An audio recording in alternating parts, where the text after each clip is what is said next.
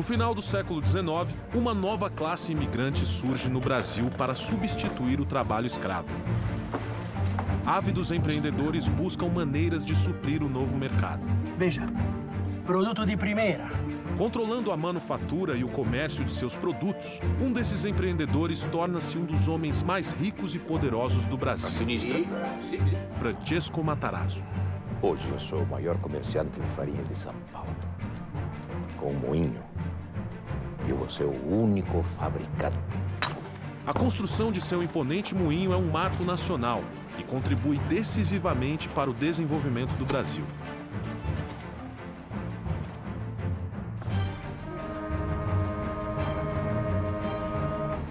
Enquanto Matarazzo dá início à indústria, um ambicioso norte-americano chega ao Rio de Janeiro com planos de mudar o país. Seu nome? Percival Farquhar.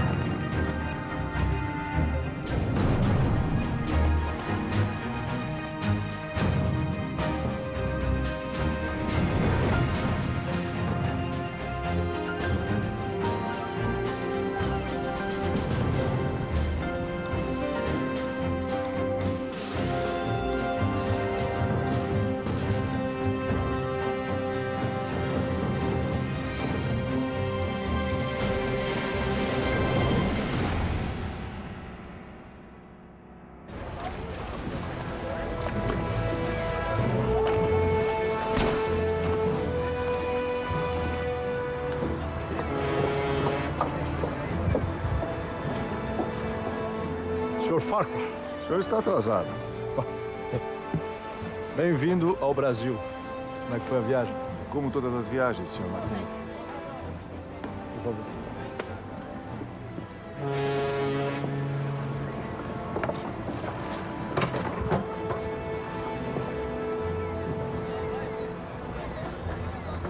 Então, essa coisa precária é o porto da capital do Brasil. Pois prepare-se.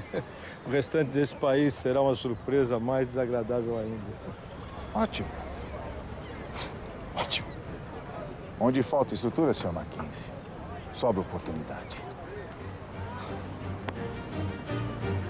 O Brasil do começo do século XX ainda é um país rural. A infraestrutura é incipiente e a integração do território é precária. Até mesmo na capital da República, os serviços públicos são obsoletos. O Rio de Janeiro ainda não tem energia elétrica. É para mudar isso que Farquhar se associa à empresa canadense Light and Power. Junto a Alexander Mackenzie, ele inicia um plano de eletrificação do Rio de Janeiro. Aí que aparece o papel de um empresário novo que busca, junto à Light, chegar ao Brasil, e a Light precisava disso para expandir o seu negócio para o Rio de Janeiro. E, por outro lado, vai enfrentar um grupo que é um grupo poderoso, mas que é relativamente novo no setor elétrico. Senhor Eduardo, é um prazer. Bom recebê-lo. Por favor, fique à vontade. Guilherme, meu filho. Guilherme, sou Guilherme. Por favor, fique à vontade. Senhores, eu pedi essa reunião para que acabássemos de uma vez por todas com esses conflitos absurdos. E como o senhor faria isso, Sr. Farquhar? É simples. Eu quero colocar a família Guinea no projeto da Companhia Light. Vamos eletrificar o Rio de Janeiro juntos. Vocês seriam contratados como empreiteiros da Light. Ficariam responsáveis por construir toda a infraestrutura do projeto. Não. Perdão? A nossa resposta é não. O Rio de Janeiro não precisa do senhor, Mr. Farquhar. O plano da Companhia Light está enfrentando oposição de uma tradicional e poderosa família carioca, a família Guinea. O grande negócio deles, e isso tornava-os realmente um conglomerado importante, era o Porto de Santos. Toda a força motriz do porto seria elétrica. Então, isso vai fazer com que eles pulassem para o ramo elétrico, inicialmente para suprir as necessidades do porto. Depois eles vão perceber aquilo como um ótimo filão para outros ganhos, né? O progresso chegará ao Rio de Janeiro com ou sem vocês? Acho que não vai ser tão simples assim. É bem provável que que o senhor não tenha conhecimento do decreto antimonopólio?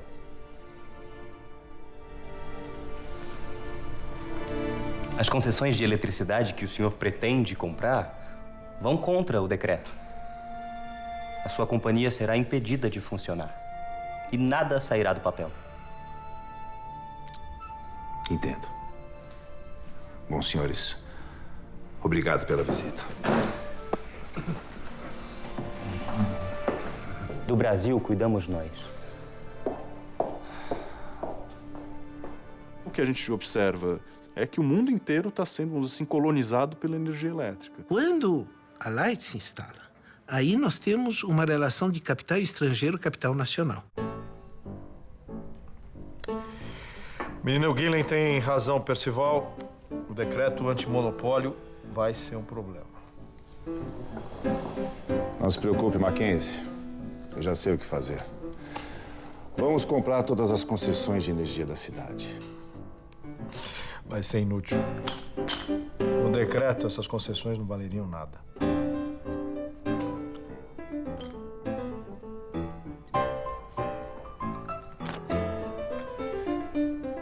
Full House.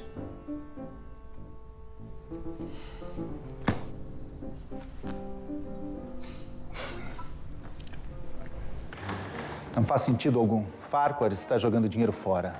Eu sei, mas o governo brasileiro precisa ficar alerta. O senhor ministro há de convir que é preciso impor limites a esses estrangeiros.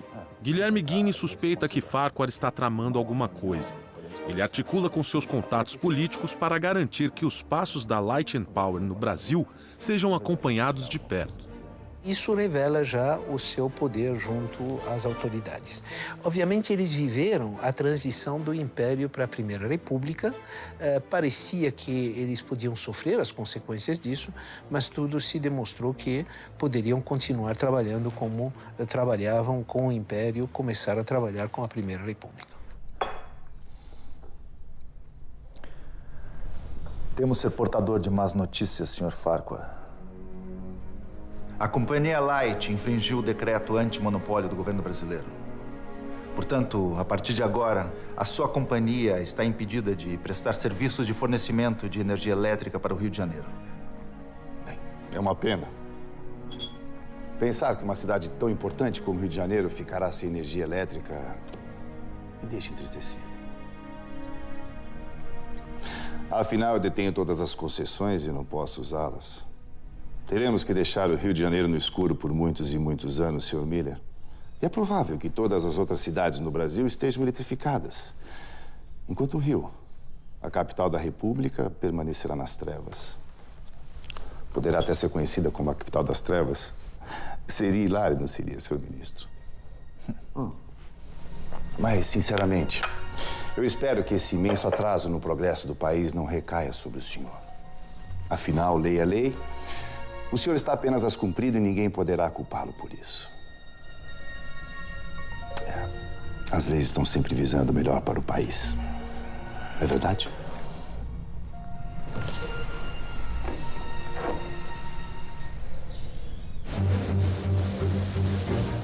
Senhoras e senhores, muito obrigado pela presença de vocês aqui hoje. Hoje é um dia muito especial para o Rio de Janeiro, que finalmente sairá das trevas. O decreto antimonopólio é derrubado. A eletrificação do Rio de Janeiro começa. E tudo está nas mãos de Farquhar. Bem-vindos ao progresso.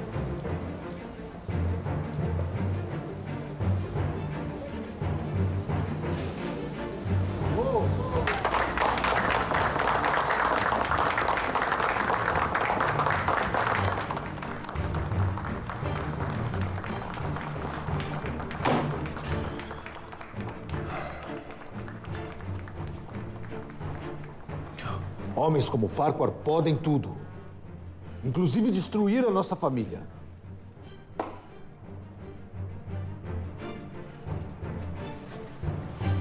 Missão cumprida, Percival.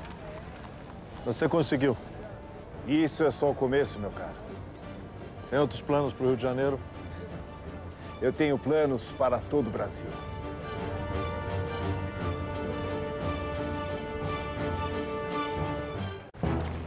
Percival Farquhar chega ao Rio de Janeiro em 1905, atraído por oportunidades de negócio que um país sem infraestrutura proporciona. Onde falta estrutura, Sr. Mackenzie, sobra oportunidade. Seu primeiro projeto é eletrificar o Rio de Janeiro através da Light and Power Company. Mas seus planos esbarram no nacionalismo de um ambicioso jovem brasileiro, Guilherme Guinle. Do Brasil cuidamos nós. Com o poder de seu dinheiro, Farquhar consegue contornar as leis antitruste locais e dá início à eletrificação do Rio de Janeiro. E esse é apenas o primeiro passo do grande plano que o americano tem para o Brasil.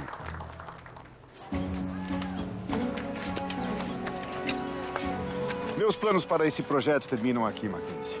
Deixa o Rio de Janeiro comigo. A Light dá início às obras da usina de Lages, a maior da América Latina, capaz de fornecer energia para todo o Rio de Janeiro. E Farquhar volta as atenções para seu outro projeto. Frank Egan aqui e eu vamos construir uma ferrovia. Ou melhor, algumas ferrovias.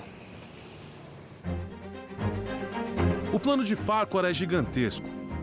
Um conjunto de estradas de ferro para interligar todo o continente americano. Fazer um eixo que ligasse norte a sul as ferrovias, atendendo à construção de um mercado interno que estava em formação. Sim, nós vamos cortar todo o Brasil, começando os trabalhos simultaneamente pelos dois extremos. É um belo projeto. Mas e a Sorocabana? Sem ela, a ligação entre o norte e o sul do país será economicamente inútil. Não se preocupe, Mackenzie. Eu já tenho planos para consegui-la. E você, meu caro, faz parte deles. Farquhar pede que Mackenzie negocie a compra da Sorocabana com o governador do estado de São Paulo. O senhor está pensando em porquê? Sim, quer fazer a integração da América Latina toda. E a ferrovia Sorocabana, por atender uma região importante do estado de São Paulo e fazer a sua ligação com o sul do Brasil, seria estratégica nesse sentido. Enquanto isso, Farquhar vai para a Europa levantar o dinheiro necessário para a compra. Sr. Farquhar, telegrama do Sr. Mackenzie. Obrigado.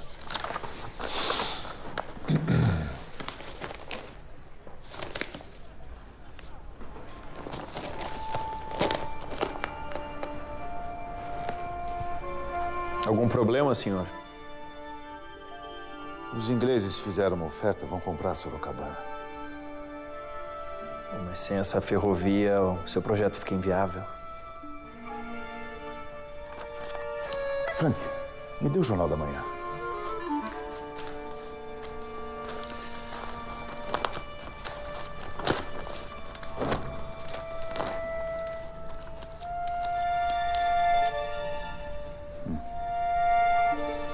O emissário está vindo para Londres de navio para fazer a proposta. Estará chegando em 2 semanas.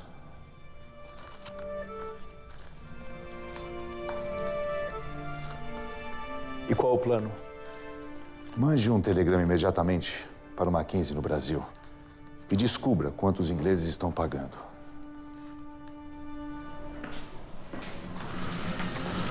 Conseguiu? Mackenzie utiliza seus contatos para descobrir o valor da negociação da Sorocabana.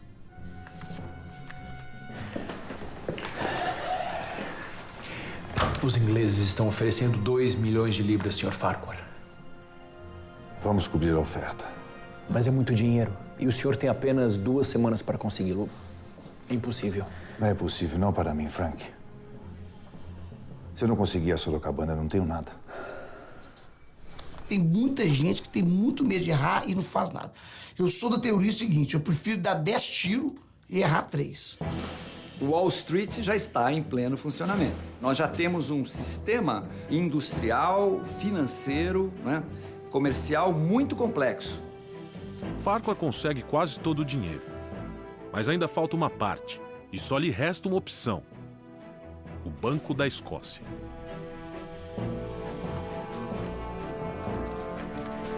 Só um segundo, Sr. Farquhar. Negócios importantes não podem esperar. O presidente do Banco da Escócia é o britânico Lord Balfour. Mas, para azar de Farquhar, Balfour também é presidente da São Paulo Railway. a empresa inglesa que está prestes a comprar a Sorocabana. Muito bem. Pelo que entendi, o senhor quer que eu lhe empreste dinheiro para comprar a Sorocabana antes de mim? É isso mesmo. Exatamente. O senhor está falando sério? Com certeza, Lord Balfour. Eu jamais brincaria com um homem tão respeitável como o senhor. Eu estou apresentando um plano de negócios sólido e muito lucrativo para o Banco da Escócia. E o senhor, como presidente, não pode deixar que os seus outros negócios, como a São Paulo Railway, influenciem na sua decisão. O presidente do banco deve zelar pelos interesses do banco. Caso contrário, não deve continuar como presidente. Estou certo? Tem que saber ter coragem, tem que ter ousadia, tem que saber correr risco, porque a gente que é empresário corre muito risco e poucas pessoas têm estômago para correr esse risco. Farquhar segue Balfour e compra a Sorocabana antes do inglês. Com isso, finalmente começa seu projeto de integração das Américas. Farquhar funda uma empresa única para cuidar de todas as suas ferrovias. Estamos falando da Brazil Railway Company, que dará impulso à construção da Madeira Mamoré entre 1907 e 1912. E o foco era a exportação da borracha para os mercados, tanto para o mercado norte-americano, mas principalmente para a Europa. Mas a engenharia americana não está preparada para lidar com todos os problemas tropicais. São 23 quilômetros até lá. Quanto tempo levará para concluir esse trecho? Pelo estudo que a gente fez, eu creio que... O senhor está bem? Sim, eu tô... É só...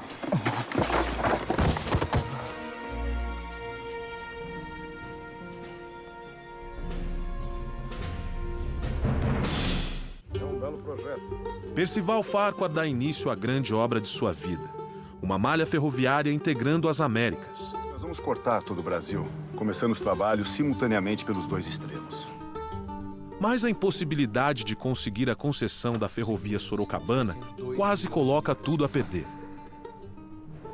Com sua habilidade de levantar capitais, Farquhar consegue comprar a Sorocabana e inicia as obras da sua grande ferrovia. Mas depois de superar os obstáculos políticos e financeiros, ele se depara com um inesperado desafio tropical.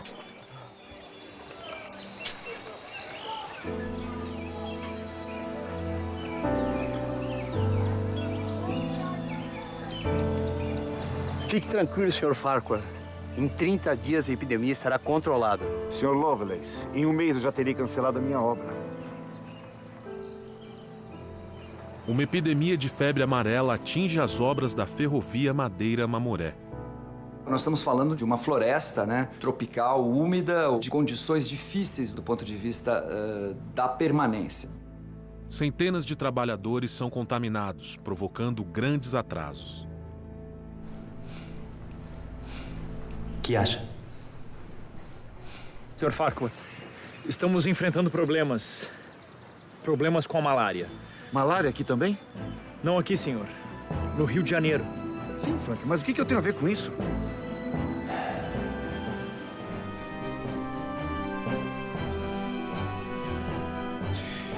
Eu tenho minhas dúvidas, Guilherme. É a estratégia perfeita. Com isso, nós vamos parar a obra da usina de Lajes. Espero que você saiba o que está fazendo. Nós não podemos ter uma nova derrota pública para o Farquhar. Não tem com que se preocupar. Será o fim de Percival Farquhar. Ele tinha essa capacidade de lidar com imprensa no bolso, né? Enfim, brilhante nesse aspecto. Guilherme Guiney planta uma história na imprensa de que a epidemia de malária no Rio de Janeiro está sendo causada pela usina de Farquhar. Se a obra da usina for paralisada, os planos de Farquhar de eletrificar a capital da República serão destruídos. Para rebater as acusações de Guiney, Farquhar convoca o médico sanitarista Oswaldo Cruz. Oswaldo Cruz é um antigo aliado dos Guiney. Ainda assim, Farquhar sabe que Cruz é a pessoa mais adequada para cuidar do assunto.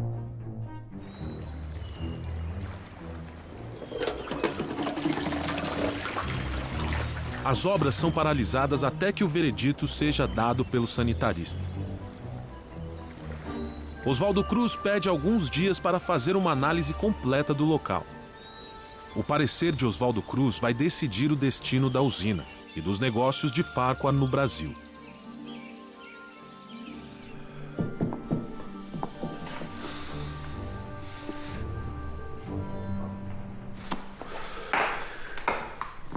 O que ele disse? A usina foi absolvida. Somos inocentes. Ótimo. Obrigado por essa notícia hoje. É um prazer, Sr. Farquhar. É inacreditável. Eu não consigo entender por que Oswaldo Cruz nos trairia dessa forma. Ele não traiu ninguém. Oswaldo Cruz fez o que tinha que fazer. Chega de jogar o nome da nossa família na lama. Você vai para Salvador, Guilherme. E vai ficar por lá. Então, Guilherme ganha o direito de representar os negócios da família Guinea em Salvador. Ou seja, prêmio pra lá de consolação.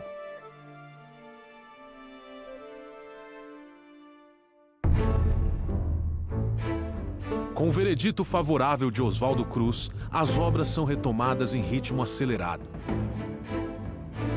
Fica pronta a usina de Lages, que vai fornecer energia para toda a cidade do Rio de Janeiro.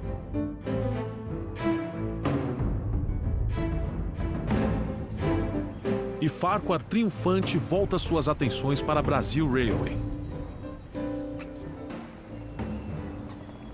Impressionado com a integridade de Oswaldo Cruz, Farquhar chama o médico brasileiro para cuidar da febre amarela no trecho Madeira-Mamoré, passando por cima de seu conterrâneo, Carl Lovelace. Oswaldo Cruz produz um relatório indicando medidas que amenizam o problema da febre amarela. As obras são retomadas. É o início da Era de Ouro de Farquhar. Ele foi um grande capitalista, né? De ferrovias, de portos, de transportes urbanos e tantos outros empreendimentos que ele tinha simultaneamente em várias capitais brasileiras, né? Seu império está crescendo. E nada parece capaz de parar Farquhar.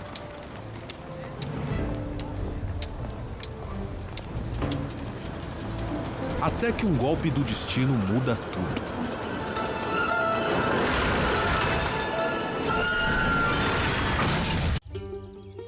Farquhar começa a construir sua malha ferroviária, mas um surto de febre amarela atrasa as obras. Para piorar, sua usina de Lages sofre ataques na imprensa, orquestrados por Guilherme Guinea. Será o fim de Percival Farquhar. Farquhar resolve seu problema com a ajuda inesperada de um antigo aliado da família Guinea.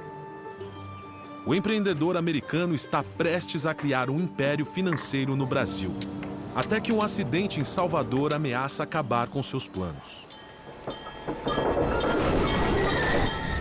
O bonde!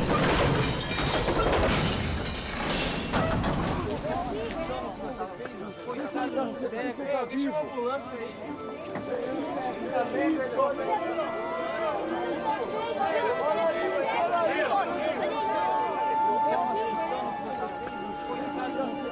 Um cego morre atravessando a rua em Salvador e o bonde que o atropelou é operado pela Bahia Tramway, uma empresa de Percival Farquhar.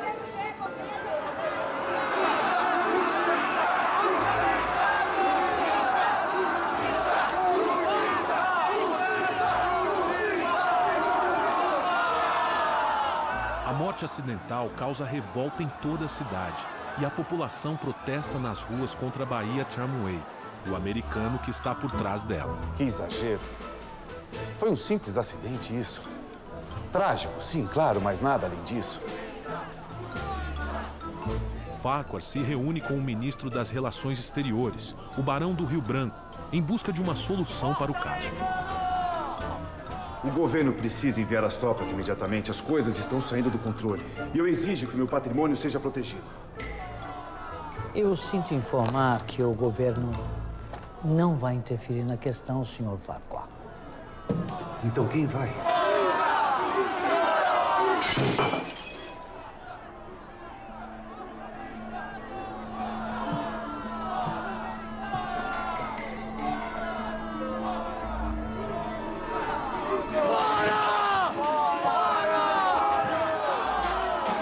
E um homem espera que a revolta ganhe proporções ainda maiores.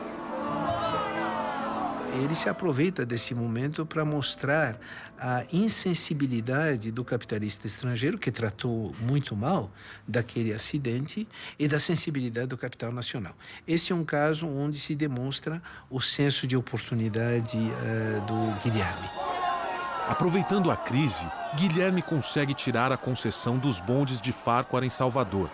A Light and Power perde seus negócios na cidade e a imagem de Farquhar fica profundamente arranhada. Justiça! Justiça! Justiça! A Light entra com um processo contra o município para reaver então esses bens que teriam sido depredados nesses dias de comoção. A Light chega com uma conta no município e o município fala, olha, de multa que você tem pela prestação de maus serviços é praticamente o mesmo valor ou maior do que o valor que você está nos apresentando. E aí é o espaço para o Guilherme Guinle expandir os seus negócios. O sucesso da campanha contra Farquhar traz Guilherme de volta à confiança de seu pai. Ele retoma os negócios da família em São Paulo e no Rio de Janeiro. Mas sua cruzada contra Farquhar ainda não terminou. A vitória contra a empresa Light and Power Company, propriedade do Sr. Percival Farquhar, foi uma grande conquista dos brasileiros. Está mais do que claro que os investidores estrangeiros vêm para cá apenas para se beneficiarem às custas da população. Não podemos deixar que interesses ocultos interfiram na soberania de nosso país. O Brasil para os brasileiros. Pouco insignificante. Devemos tomar uma atitude. Não. Deixe o brasileiro com suas migalhas. Temos coisas mais importantes para resolver. Prepare suas coisas. Vamos voltar para Brasil Railway.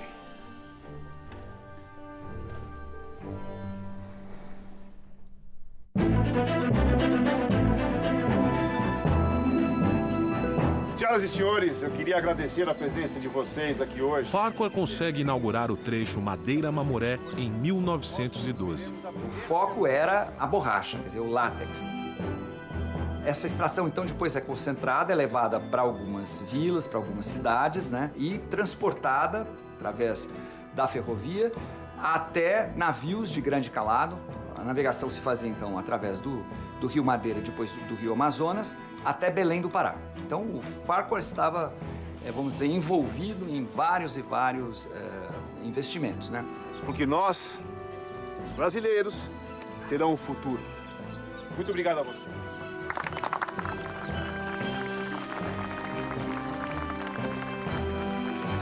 O sonho de uma malha ferroviária pan-americana finalmente está se tornando realidade.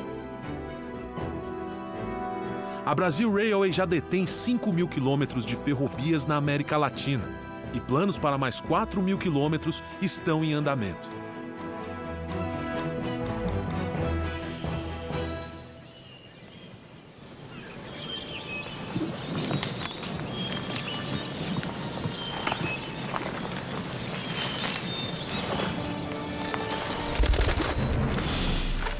Altão, alto. Cabo. Quanto falta até aí, Dani? 5 quilômetros, senhor. Ótimo. Aqueles rebeldes não vão nem ver o que os atingiu.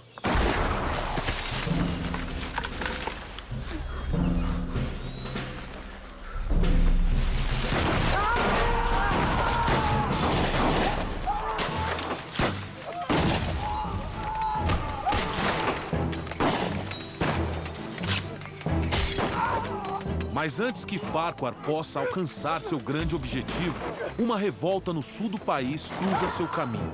Estoura uma guerra civil e no centro dela está a Brasil Railway. Um dos bondes de Percival Farquhar atropela um cego em Salvador, causando uma revolta anti-americana na cidade. Insuflada por Guilherme Guinle, a sociedade baiana exige a punição de Farquhar, que é expulso da cidade. Guilherme retorna vitorioso para o Rio de Janeiro, pronto para continuar atacando o americano. Farquhar abandona o Rio e retoma os trabalhos da Brazil Railway, visando completar a ligação das Américas. Mas um conflito no sul do Brasil coloca em xeque seu sonho de controlar os meios de transporte de todo o continente.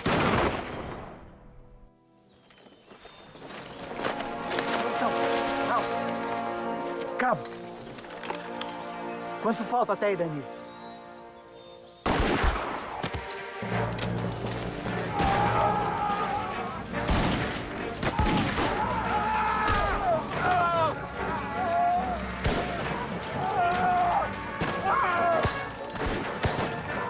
Retirada, pelotão! Retirada! Vamos!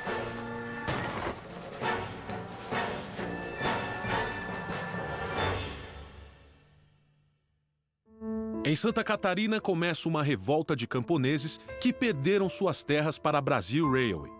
É a Guerra do Contestado que ameaça o trecho entre São Paulo e Rio Grande do Sul das ferrovias de Farquhar. Com a companhia ferroviária, que é a Brazil Railway, que é todinha coordenada, né, por técnicos e engenheiros que vêm dos Estados Unidos e da Alemanha, né, você tem ali um controle sobre os territórios e uma invasão sobre as terras indígenas, sobre as terras camponesas, que vão sendo empurrados e que se organizam para defender sua terra e reagem, né, chamando os seus valores, a sua religiosidade.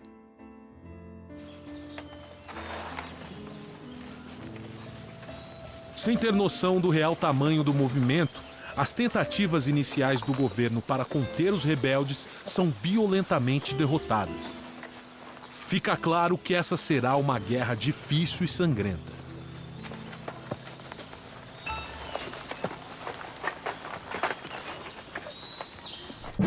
Farquhar apela para um velho conhecido, o novo ministro das Relações Exteriores, Lauro Miller.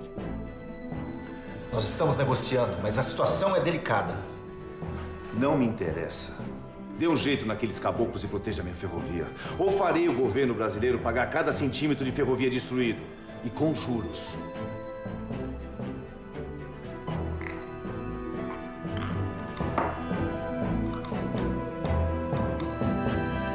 Lauro Miller ajuda Farquhar enviando tropas federais para reprimir a revolta. Nós temos o exército brasileiro deslocado para bater mesmo fortemente nessa população que impedia a modernização. Mas nem mesmo as tropas mais experientes conseguem vencer os rebeldes.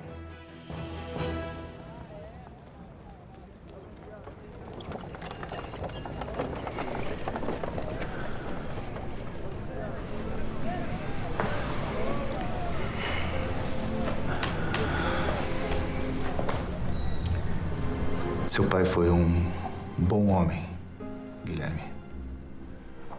Eduardo Palacin Guinle morre em 1912, deixando a chefia da família para Guilherme. Eu só lamento que ele não esteja aqui para ver a queda de Percival Farquhar.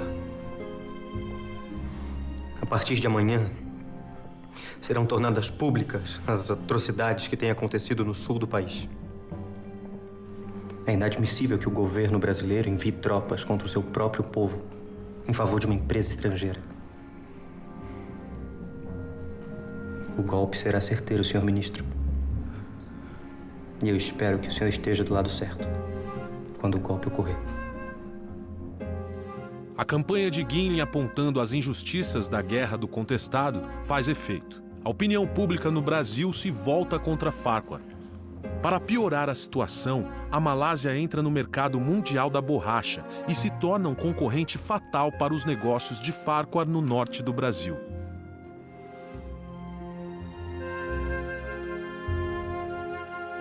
A partir desse momento, o Farquhar vai ter, acho que, talvez um primeiro grande baque, né, nos seus negócios. Esse país foi um erro. Todos os meus negócios estão ruindo. Nem todo, Sr. Farquhar. A Brazil Railway continua operando no azul. Você verificou os relatórios mais uma vez, Iga? Tem certeza dos números? Certeza absoluta. Aquela ferrovia está em meio a uma guerra. Eu não consigo entender como ela pode estar dando lucros. É uma empresa sólida. E vai ser minha salvação.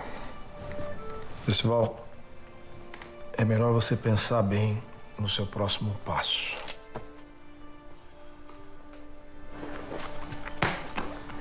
E as cartas, Igor?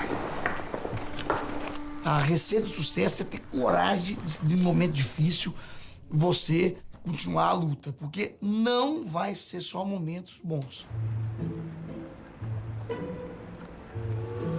Em São Paulo, os empreendimentos de Francesco Matarazzo continuam crescendo.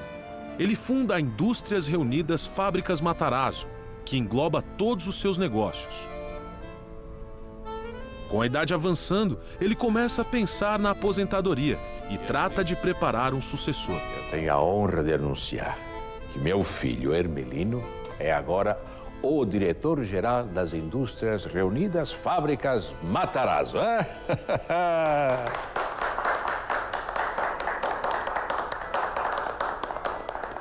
Agora, o chefe da família é você.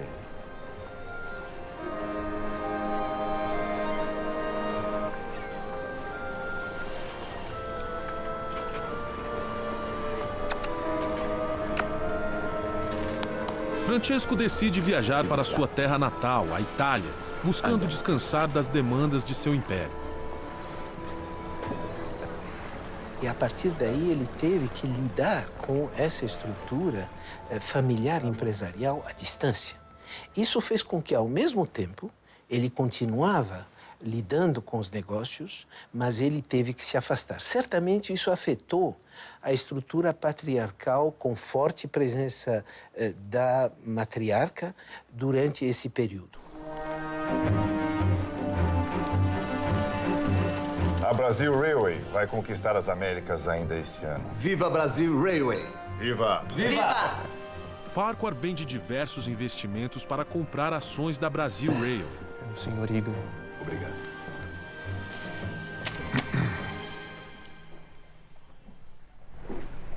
Algum problema, Percival?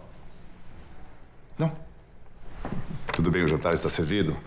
Bom apetite a todos. Obrigado. Egan havia mentido nos relatórios financeiros. A Brasil Railway está quebrada.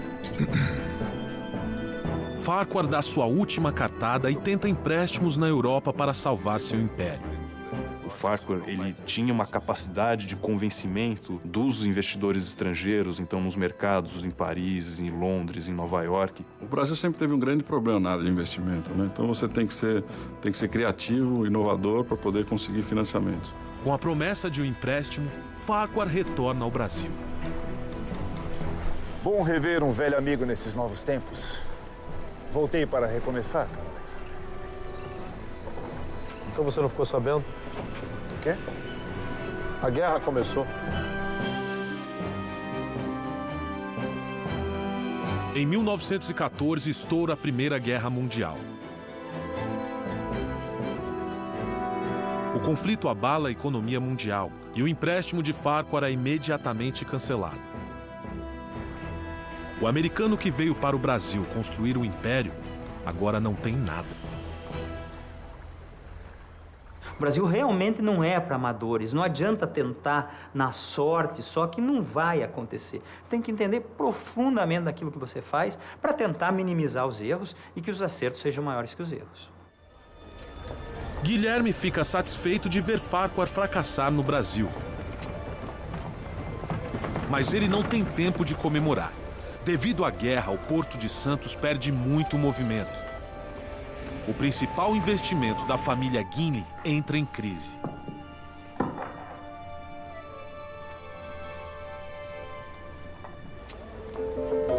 Enquanto a maioria sofre durante a Primeira Guerra Mundial, um imigrante italiano está determinado a lucrar com ela. Giuseppe Martinelli chegou ao Brasil pobre, mas cheio de ambição. Em alguns anos, fez fortuna no país, importando principalmente bebidas.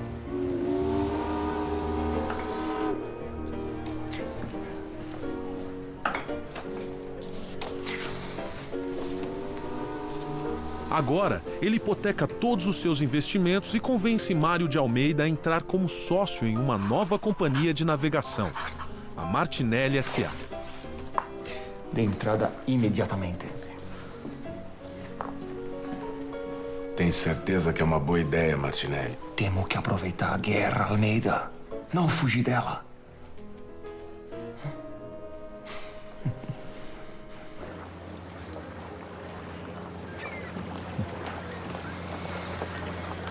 Esses navios já foram uma mina de ouro e agora ficaram inúteis.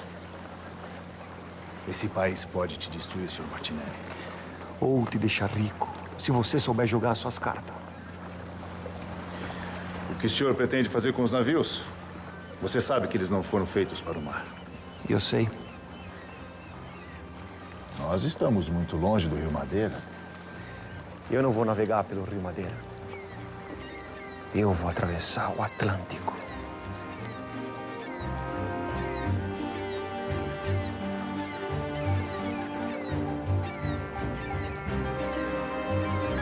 Martinelli reforma os navios fluviais, preparando-os para atravessar o Atlântico em meio à guerra. O risco é imenso, mas Martinelli é homem de altas apostas. Ele não permitirá que uma guerra mundial fique em seu caminho.